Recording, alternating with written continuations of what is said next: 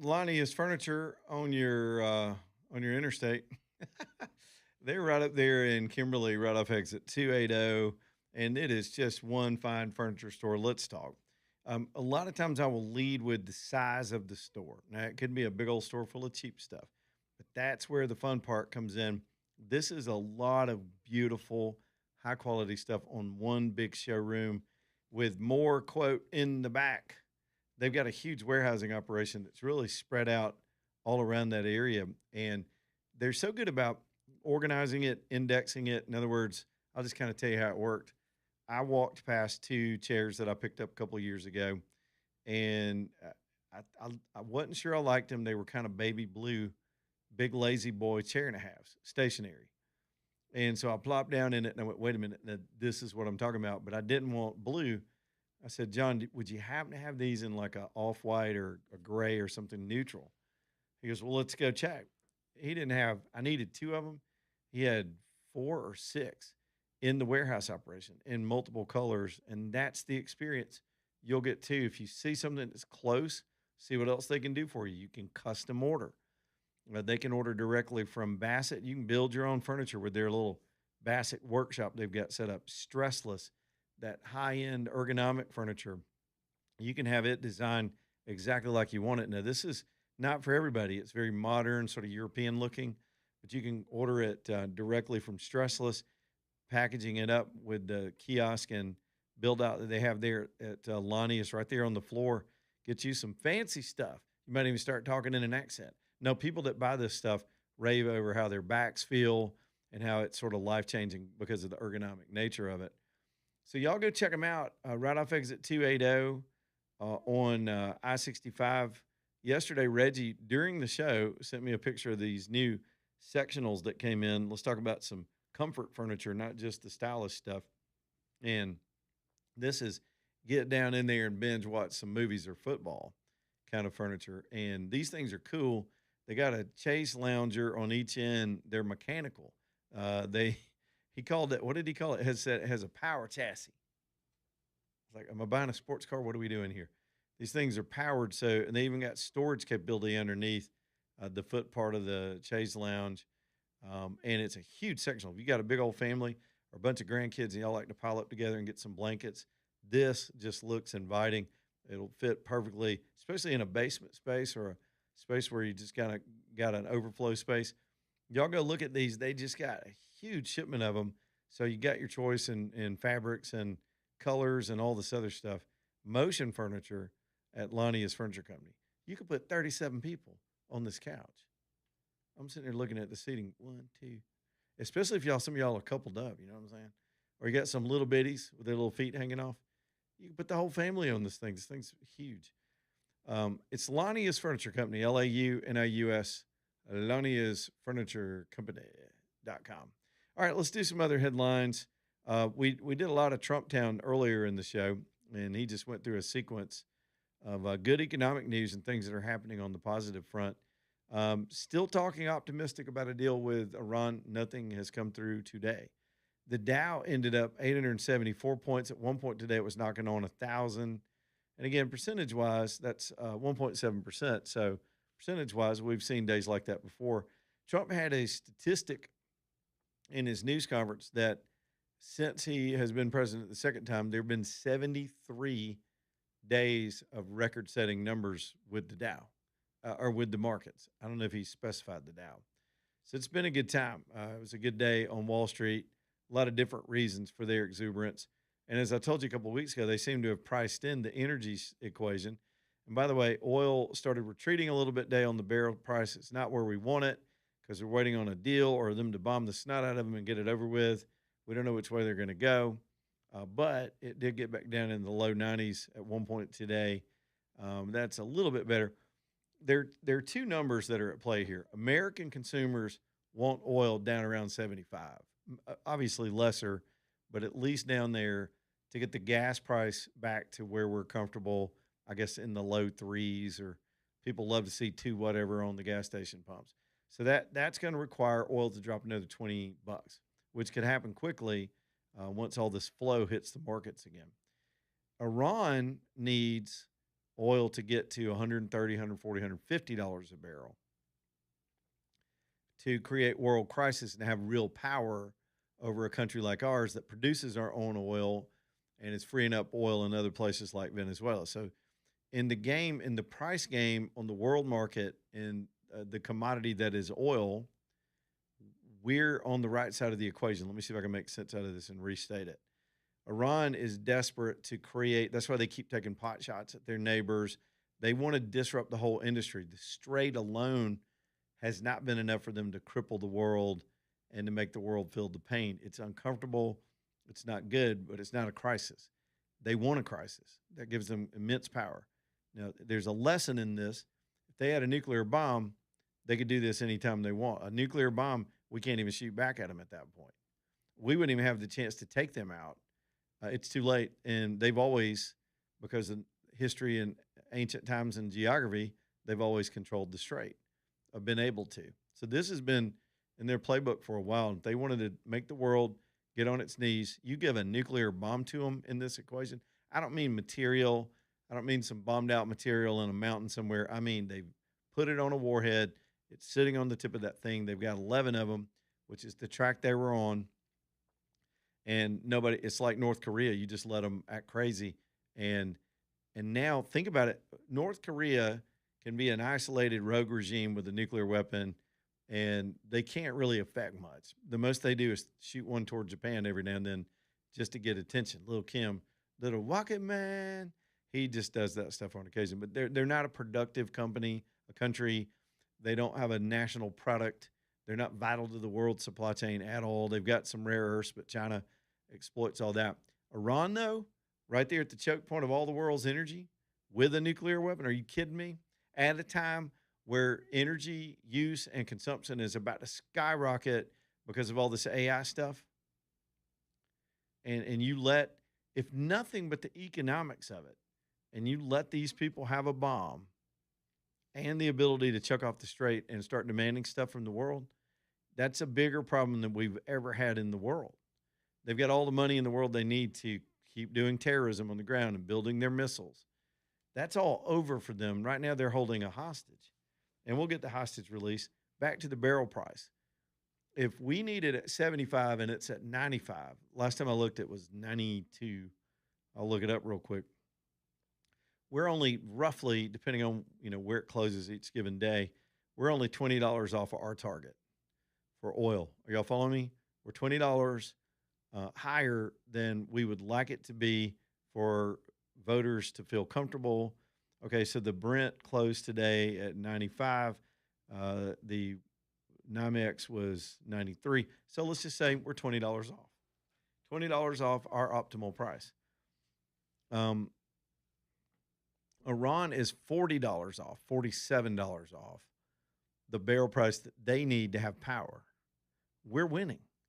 The markets have seen that. They've not been able to do anything to spike because they don't have a military. They've got drones. They got some little offshore boats. They've been laying mines. That's all they got left. So it's just enough to hold the hostage. I went through this scenario a bunch of times of a hostage situation. I covered one time. I've covered a few of them. One of them turned out the guy was just faking the whole story that this guy robbed a bank over, I think it was in Pinson, and went in there, robbed the bank. When he came out, he left the bank and told people going in that his partner was in there holding everybody hostage. Well, the cops had to assume that was true. So they surrounded the bank. It was this long afternoon, helicopters in the air, and yours truly got to report live from beside a dumpster smelling old rotten cabbage, because that's just where I was when they sealed it off and they told me not to move. But I still had connection. I had a battery pack on with a wireless mic and a wireless earpiece. So my cameraman was outside the tape. I was inside the tape. They literally didn't want me to create any disruption. So I got to hunker down and be Geraldo for an afternoon.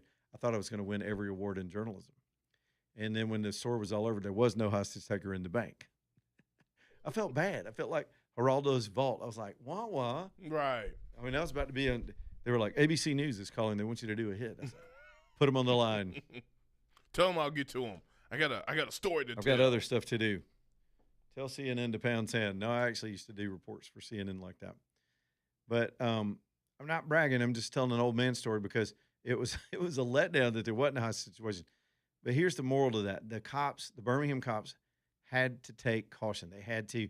If it was just a dude with a pea shooter and you didn't even know if it was a real gun, you protect the hostages, try to negotiate. That's exactly where we've been for 6 weeks. They don't have much capability, but the strait is narrow. The channel is even narrower. And so these gigantic explosive oil tankers are not going to take that chance. We tried to incentivize them financially. The best at one point we were given military escorts, but they were still fearful of that. So you've got hundreds, some people believe more than 1,000 different cargo ships just floating around for weeks and weeks, needing to get out. They don't want to go past the hostage situation. It'll get resolved. We all know it. The markets have figured that out. They're ignoring it now. It's not even a huge factor in day-to-day trading. So there's a little primer on it. We haven't talked in detail about the update, and by the time I get through explaining it, something will change or not change, and the story's headlines could be different by tomorrow. So we're just all waiting and watching. Here's another little, while we're doing money stuff and stock stuff, I've had callers call about it in the past, but I've not gone deeply into it. They're going to do a public offering of SpaceX on, I think, the 12th. Today they priced it, and I had it in front of me and freaking lost it. AJ, I had it all pulled up and somehow hit the back button and got away from that screen, and now I can't find the details. I do remember the share price they're going to start it at is $135 a share, and they think it's going to value this company into the trillions. Some are saying 2 trillion, 100 times earnings, whatever. There all these different numbers floating around, but they actually put a cost on it. That means most of y'all, AJ, you want to go buy some SpaceX? Yeah, I'm looking at it right now. $135 is not bad for a company that could do what this company has the potential to do. And you know what? It gets launched on my birthday, June 12th. Tell your wife what you want for your birthday this year, some SpaceX. Yes. One little piece 2 of shares of SpaceX. That's all I can afford. You think about this. Go back and do this sometime if you can find tools online to do it. Go back and find your birthday when they released Apple stock when you were a kid. I don't even want to look and at if you had bought one single share in the 80s, I guess it was the 80s, of Apple stock, where would you be right now? I wouldn't be here. I'd be like, I'll be an advertiser here. I'll be like, Leland, talk about my spot for me. It'd be like Leland live on your radio without AJ. Leland live on your radio. AJ gone. Well, I mean, I wouldn't know you about it because if I had a one stock of Apple or whatever product. Well, it wouldn't be. It'd be about $300, but still. I mean, you could have bought it for a couple bucks, I guess. But if it had been 1,000 shares, oh yeah, you'd be on it. If you ever quit, where's the jelly? If you quit before I do, or hit it big before I do, and we just both jet, I'm gonna change the theme song, and I want you to help me out with this on your way out the door. It'd be like Leland live on your radio, and you go, Leland live on your radio. Nope. Tired. Anyway, the Tesla thing is going to be a big talk about story. And all of my little buddies that do all my friends that do, they're stock geeks and get all into this stuff and do it. I know that just for the nostalgia of it and the history part of it with this IPO are going to want to get in on it. And some people go in hard, but people get exuberant. I would rather trust my man, Danny Knowles. I'm just saying. I wonder what Danny thinks of things like that. I talk to y'all the time about how their practice is geared towards steady, long-term strategic investing, not jumping on the hot thing investing. Now they can place that for you if you want. If you want to get in on some Tesla, call them and they'll get you some. SpaceX, they'll pick you up a little SpaceX.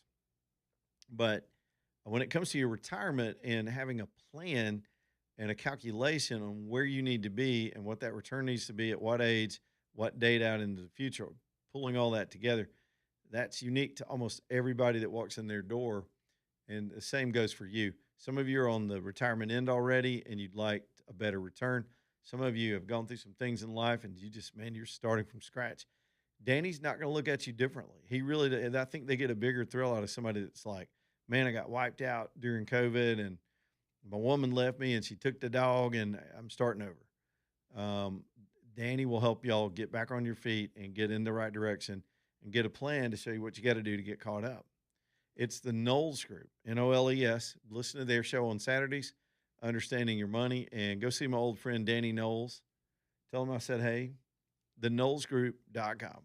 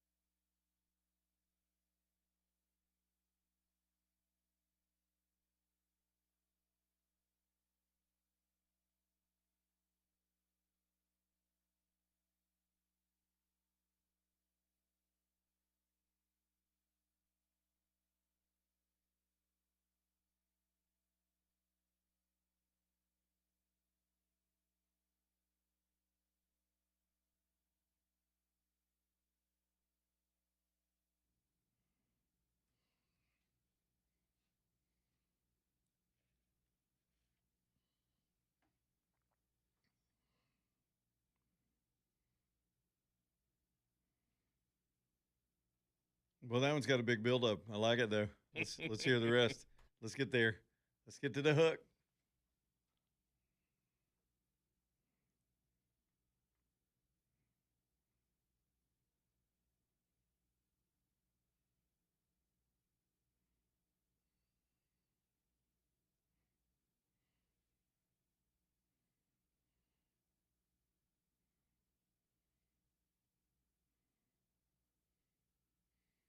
It's 524. Crocker Moving Services bringing you the show tonight. CrockerMovingServices.com. Y'all reach out to them if you got any kind of moving to be done. Don't even pull your back out and ask your buddy for help and bum somebody's truck. Just get them to come do it. They'll handle the quickie projects like that with their 2 hour minimum deal, or they can pack your whole house up and take you wherever you want to go in the lower 48. maybe even Canada too. I don't know. But who would go to Canada? CrockerMovingServices.com. Y'all can trust Eric to take care of things for you. He's just an honorable guy, former Marine, works hard, trains his people around him to work hard. It's good to see a business out there getting this done like this. Crocker Mover Moving Services.com, Crocker Moving Services.com. Here's Dan in Birmingham. Let's do some phone calls. What's up, Dan? Hey, not much, Leland. I don't know if you talked much about the Trump accounts today, but last night we were getting ready for bed, and my wife got an email from Robinhood talking about signing up for your Trump account. So that got me kind of digging. And turns to find out, like, indeed, there's going to be in the next 3 years until 2029 about 14 to 19 million children, and so far signed up as of today, there's about 6 million kids that are about to get an account set up that are signed up, ready to go, ready for the injection on July 4th. So Trump's already secured about $6 billion for all these kids to get this. Yeah. And, if you break it out, the goal is to put the $1,000 seed in there, and then you'll end up, with interest over time, just like the market, it'll be worth about 15 if you don't put anything in it. But I think everybody knows the key to making money on the stock market is having a lot of money to do so. So what worries me with the situation is that if you look, Robinhood is pretty much funneled for most of all setting up the accounts.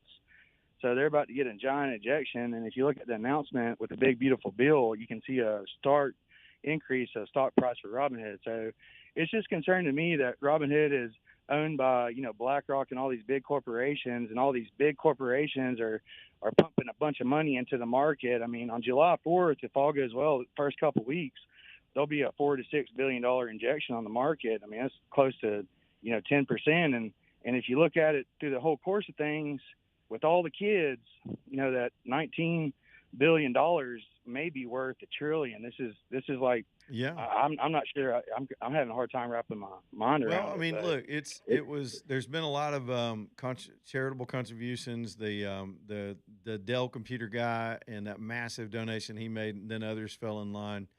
The world is, though, that these trading companies, and I guess Robinhood's just become more populous because it's an app-based thing. They're going to get their piece of it, just like I don't think it's limited to using those apps. You can set up accounts with any kind of investment broker that has a Series 7 and can go get your account set up for you. But a lot of people will be using that, and that's to their advantage because they were out there in the market ahead of it. So yeah, are people going to make their cut? That's capitalism. Yeah, it's a giant investment into our economy. I mean, it really is. I mean, it's huge. It's huge for kids too, because even if kids don't have anything, when they turn 18, they'll have $15,000. It's coming largely from the private sector to the private sector, so it's sort of a redistribution in the way that Democrats always try to do when they launder money through the government. The government snatches it out of the economy and launders it to pet projects. Instead of this is going straight back to Americans. There will be some middleman stuff, but I hope it comes to fruition. My kids keep having kids. I got grandkids all over the place now, and I'd love to see them. And I'm going to contribute to all of their accounts if they're set up that way. Yeah, you can do up to $5,000 a year, so it's pretty sweet for most everybody. It's the biggest injection to our economy for the Americans.